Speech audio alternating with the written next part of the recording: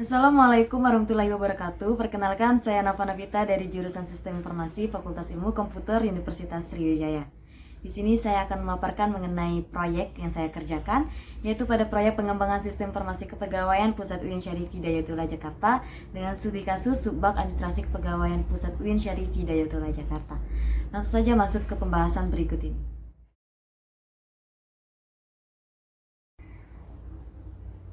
Yang pertama yaitu ada latar belakang. Berdasarkan hasil observasi dan wawancara dengan Kasubag Administrasi Kepegawaian, pengolahan informasi kepegawaian sudah dilakukan dengan terkomputerisasi.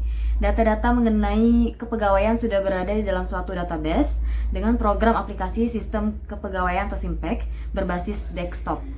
Namun, sistem tersebut masih memiliki kekurangan, diantaranya yaitu belum sempurnanya fitur untuk pembuatan surat keputusan atau SK dan kenaikan pangkat serta kenaikan gaji berkala sehingga masih dilakukan dengan menggunakan file-file Excel atau Word.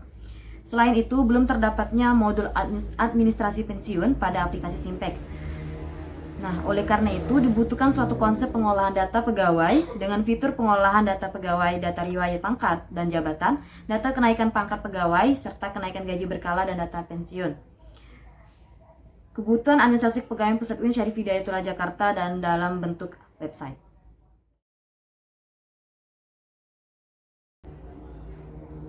Nah, adapun tujuan dari proyek ini adalah yang pertama yaitu menganalisis sistem yang ada atau current system pada subbagian administrasi kepegawaian Pusat UIN Syarif Hidayatullah Jakarta. Yang kedua yaitu mengembangkan aplikasi kepegawaian yang masih berbasis desktop menjadi aplikasi berbasis web pada subbagian administrasi kepegawaian Pusat UIN Syarif Hidayatullah Jakarta. Yang ketiga yaitu merancang aplikasi kepegawaian yang dapat menunjang aktivitas administrasi kepegawaian.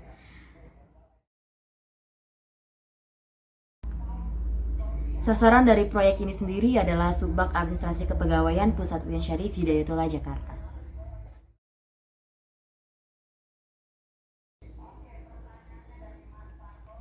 Pembangunan proyek ini juga memiliki beberapa manfaat. Manfaat yang pertama yaitu tersedianya aplikasi kepegawaian yang didukung oleh database untuk penyimpanan data-data pegawai dan untuk mengolah data tersebut menjadi informasi yang dibutuhkan. Manfaat yang kedua yaitu membantu administrator dan pihak kepegawaian untuk mengorganisasi data sesuai hak akses. Yang ketiga yaitu memudahkan manajemen, mengintegrasikan data kepegawaian dan mempublikasikan informasi yang dihasilkan. Dan yang terakhir yaitu untuk mempermudah integrasi dengan Simpertik.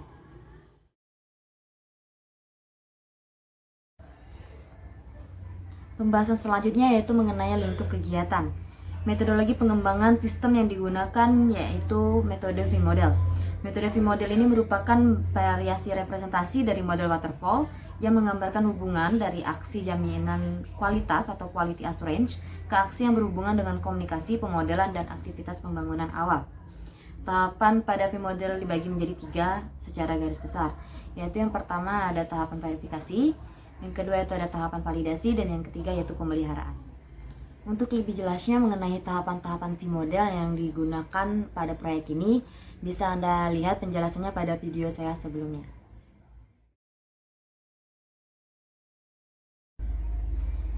Selanjutnya yaitu waktu dan jadwal kegiatan proyek.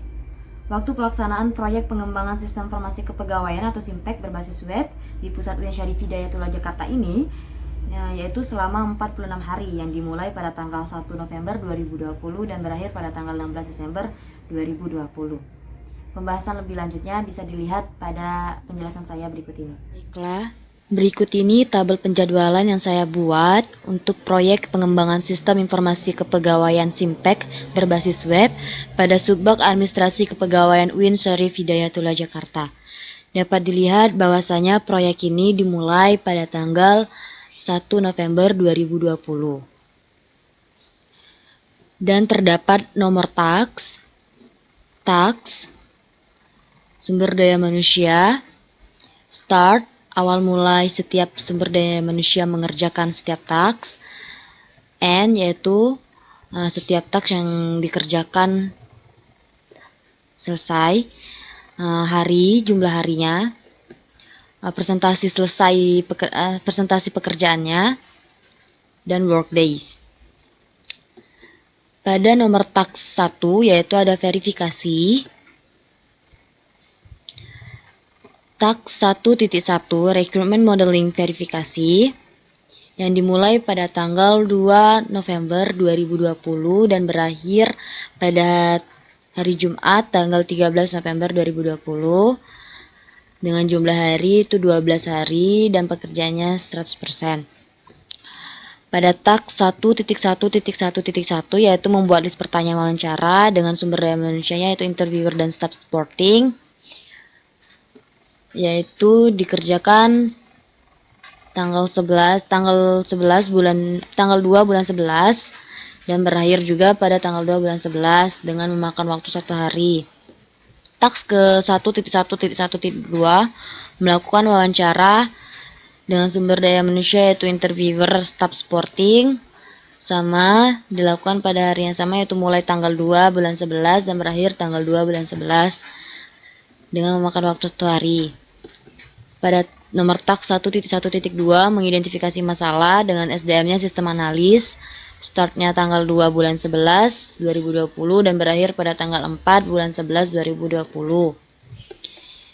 Pada nomor tak 1.1.3.1 yaitu mengidentifikasi kebutuhan perangkat keras dan perangkat lunak yang dapat memenuhi kebutuhan sistem dengan SDM Project Manager, Business Analyst, dan Sistem Analis dengan masing-masing startnya tanggal 5 bulan 11 dan berakhir tanggal 6 bulan 11.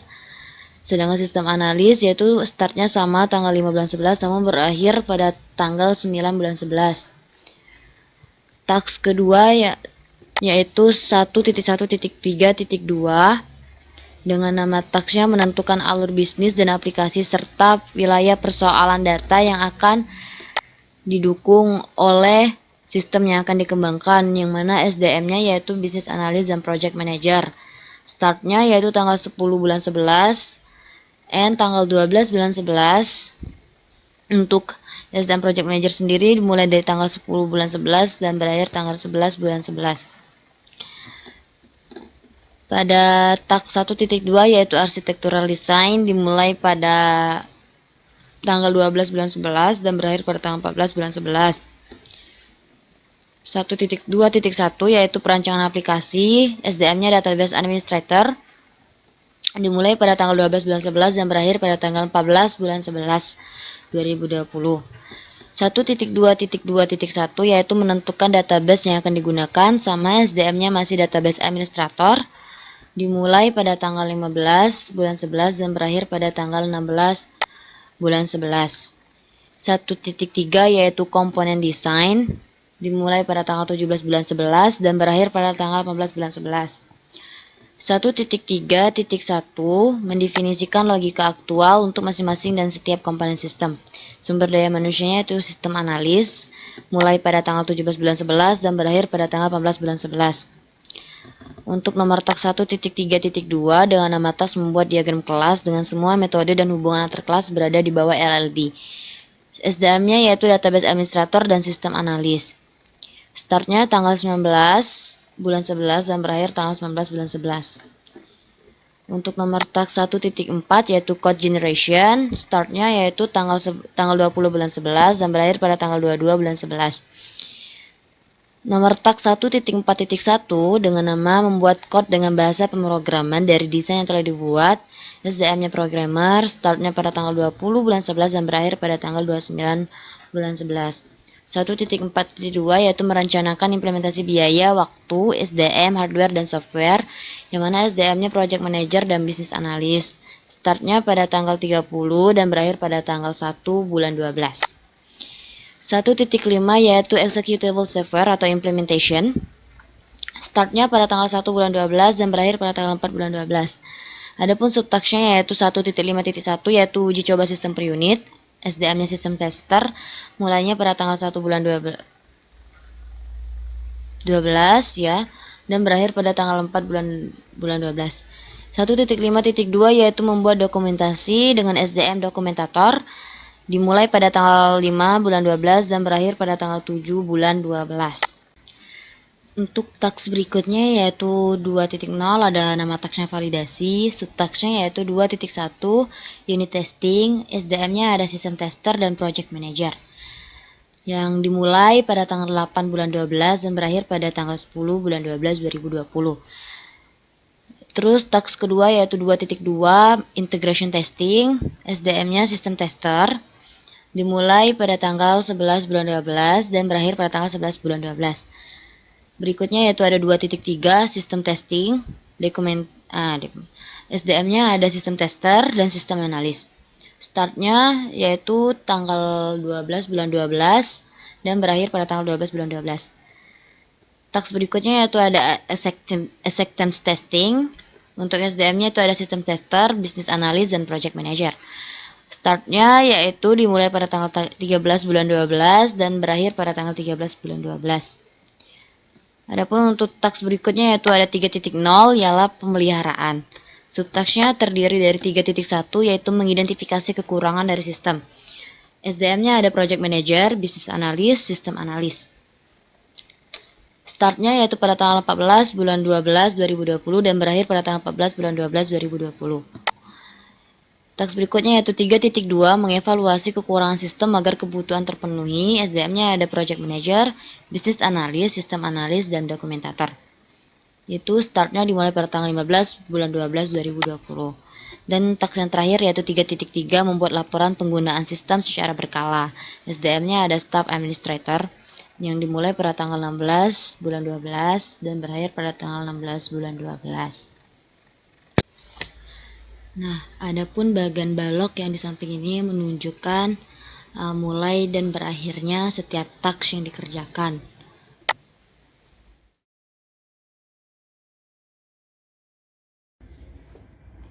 Pembahasan berikutnya yaitu mengenai anggaran proyek. Adapun anggaran proyek yang dibutuhkan untuk membangun proyek ini adalah sebagai berikut.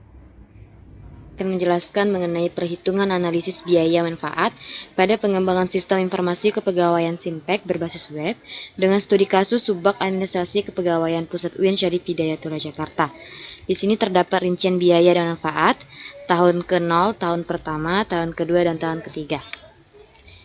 Rincian biaya pengembangan hardware itu sebesar 15.500.000, software itu 13.250.000, biaya pengembangan brainware itu 102.750.000. Adapun biaya operasi pemeliharaan lain-lain itu di tahun ke-0 itu tidak ada, di tahun pertama yaitu 20 juta, di tahun kedua 25 juta, dan di tahun ketiga 30 juta.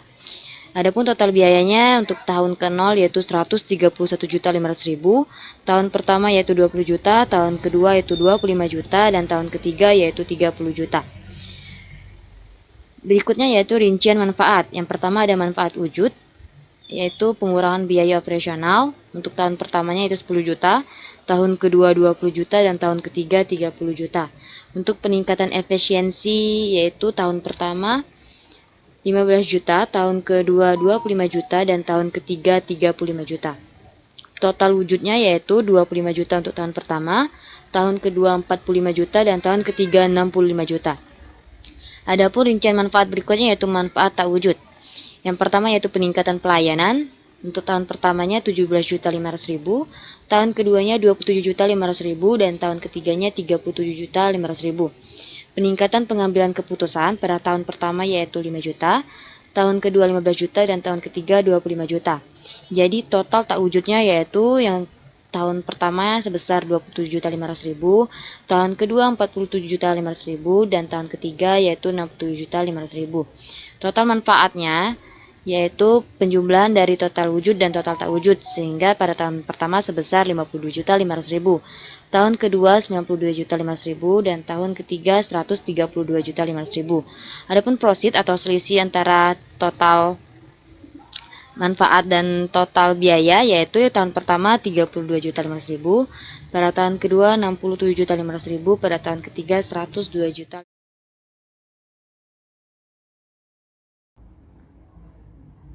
Berikutnya adalah yaitu mengenai cost benefit analysis. Nah, di sini akan saya bahas mengenai analisis payback period, analisis return of investment atau ROI, analisis net present value atau NPV, dan metode tingkat pengendalian internal atau IRR. Yaitu penjelasannya sebagai berikut. Perhitungan analisis payback period adalah sebagai berikut. Total biaya pengadaan sistem pada tahun ke-0 yaitu 131.500.000. Sedangkan proses pada tahun 1 yaitu sebesar 32.500.000. Kemudian dikurangkan sehingga meninggalkan sisa biaya sistem pada tahun pertama sebesar 99 juta rupiah. Proses pada tahun kedua yaitu 67.500.000. Sehingga dapatlah sisa biaya sistem pada tahun kedua sebesar 31.500.000. Sisa biaya sistem pada tahun kedua dibagi dengan sisa biaya sistem pada tahun pertama dikali 1 tahun. Dapatlah 0,32 tahun. Payback periode sudah dapat dicapai pada tahun kedua, adapun secara detailnya adalah 2,32 tahun. Dari fakta tadi dapat disimpulkan bahwasanya yang ditanamkan pada rancangan sistem ini akan mencapai titik impas atau BEP-nya break even point pada waktu 2,32 tahun, yang berarti bahwa pada tahun ketiga perusahaan mulai dapat mengambil keuntungannya dari sistem tersebut. Adapun pemaparan poin kedua yaitu analisis return of investment atau ROI. Dengan metode ini maka prosentasi manfaat yang dihasilkan oleh sistem tersebut dapat dibandingkan dengan biaya yang dikeluarkan untuk pengadaan sistem tersebut. Adapun perhitungan ROI-nya sistem itu ialah sebagai berikut. Yang pertama, biaya pengadaan sistem tahun pertama tadi sebesar 131.500.000. Biaya perawatan sistem pertama yaitu 20 juta. Biaya perawatan sistem tahun kedua 25 juta dan biaya perawatan sistem pada tahun ketiga yaitu 30 juta. Sehingga jika ditotalkan ialah menjadi 206.500.000 rupiah. Sedangkan untuk total keuntungan yang dapat adalah sebagai berikut. Total manfaat pada tahun pertama sebesar 52.500.000, total manfaat pada tahun kedua yaitu 92.500.000, dan total manfaat pada tahun ketiga yaitu sebesar 132.500.000. Jadi jika ditotalkan total manfaatnya ialah 277.500.000. Adapun rumus ROI-nya yaitu total manfaat dikurang total biaya dibagi total biaya dikali 100%. Jika dimasukkan ke dalam rumus, 277.500.000 dikurang 206.500.000 dibagi 206.500.000 dikali 100% sehingga menghasilkan 34,38%. Artinya, sistem akan memberikan keuntungan pada tahun ketiga sebesar 34,38% dari biaya pengembangannya, sehingga sistem ini layak untuk digunakan bagi perusahaan. Yang ketiga yaitu analisis net present value atau NPV.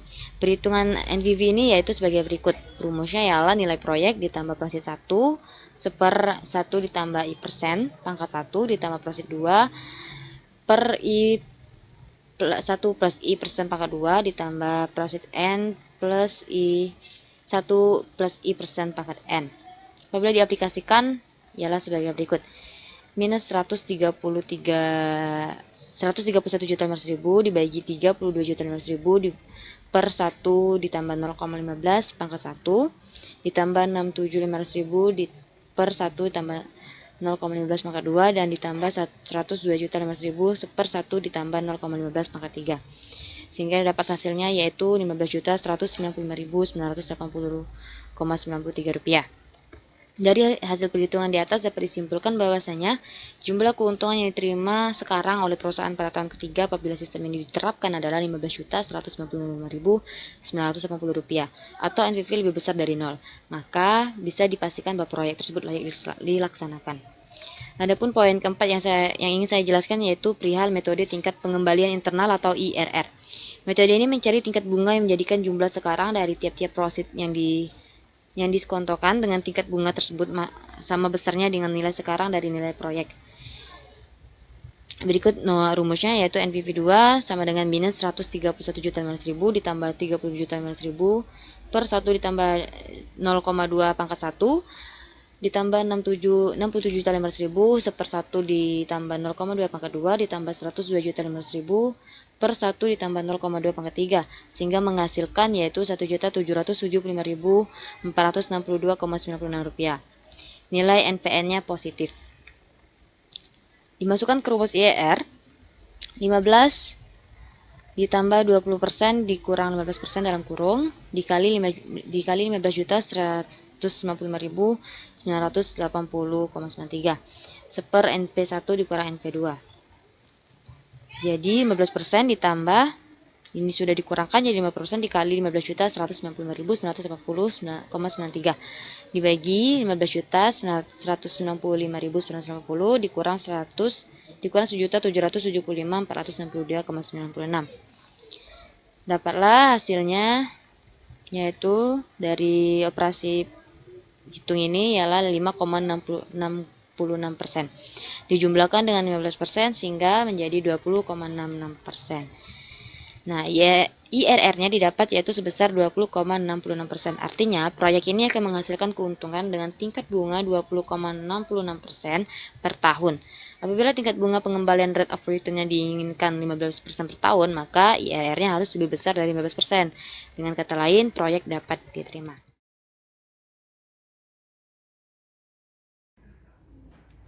Penjelasan selanjutnya yaitu mengenai outline pelaporan.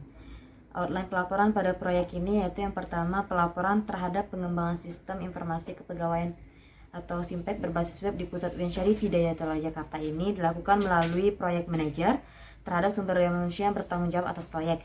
Yang kedua yaitu proses pelaporan pengembangan proyek ini dilakukan setiap 1 minggu. Dan yang terakhir yaitu proses pelaporan menggunakan media yang terdokumentasi dengan baik. Baiklah, demikianlah pemaparan saya mengenai proyek pengembangan sistem informasi kepegawaian SIMPEK berbasis web di Pusat Ujian Syarif Hidayatullah Jakarta. Mohon maaf apabila ada salah kata dalam video ini. Saya akhiri. Wabillahi taufiq wa hidayah. Wassalamualaikum warahmatullahi wabarakatuh. Terima kasih.